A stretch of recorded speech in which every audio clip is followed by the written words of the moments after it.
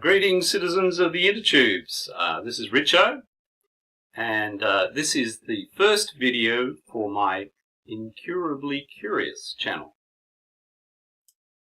Today's topic is Anselm's ontological argument from a different angle.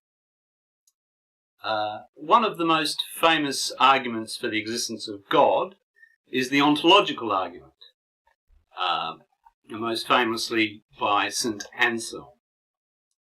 I've seen plenty of videos talking about the ontological argument in various incarnations, both for and against.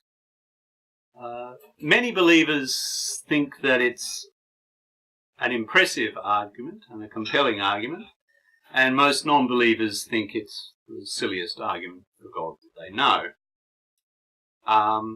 I'm not going to exhaustively critique the argument itself.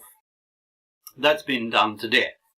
I want to take a different approach and think about one of the major premises of the ontological argument.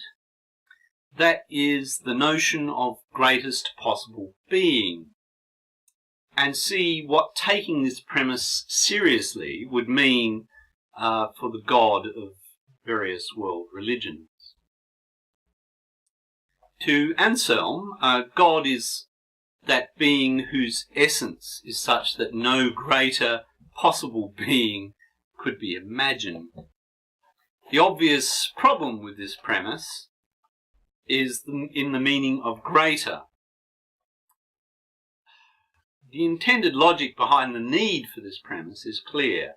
If we consider all the bananas in existence in the world at any moment, there will be a largest banana. We might not be able to actually locate that particular banana, but by logic and mathematical necessity, it must exist.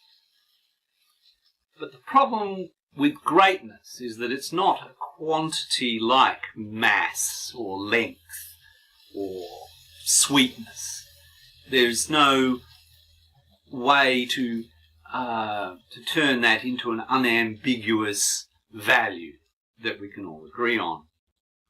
If I have two bananas, I can easily tell you which is the longer, I can tell you which is the heavier, I can tell you which is the sweeter. But if I have two bananas, which is the greatest banana? The traditional answer to this question from theologians is that by greater they mean that God possesses every positive attribute to the highest degree. That doesn't help a great deal because it depends what we consider positive in respect of supernatural beings. How do we decide if it is a good or positive thing for a God to have more power over the world? My personal preference is for gods to have as little power as possible, thereby maximising the possibility of human freedom and dignity.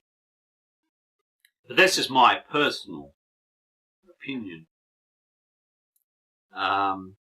St. Anselm's personal opinion is that a God which existed would be greater than a God which didn't exist, and of course I have the opposite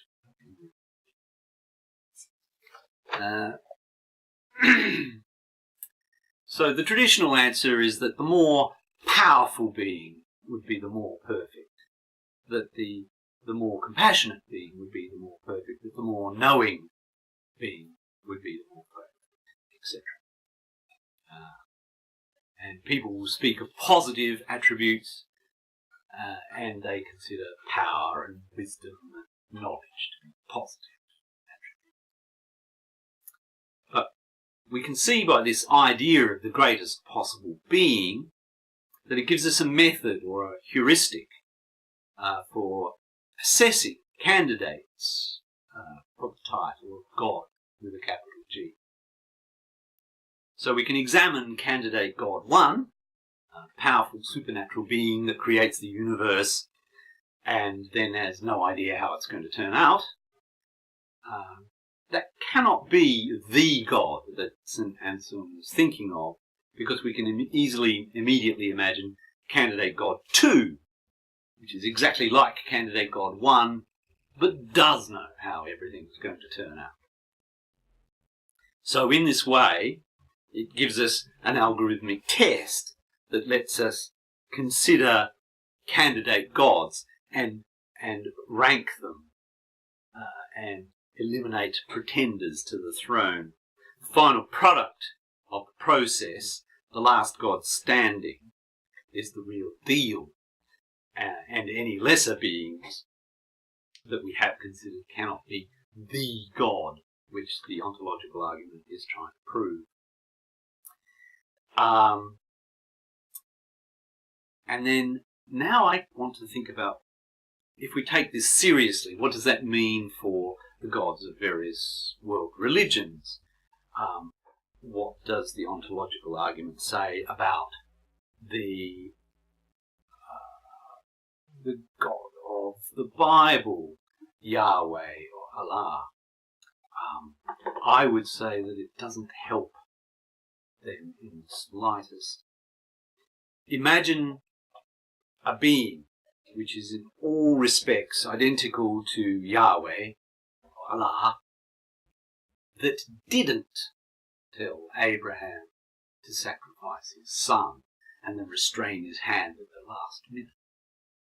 I would say that that God is clearly a wiser and more compassionate God, and so I have imagined a greater being.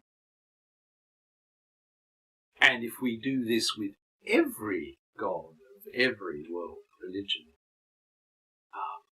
we can always imagine a better and greater being. So, as an atheist, I'm actually quite fond of this principle. Thank you. Greetings, citizens of the Intertubes. Richo here. This is my first video for my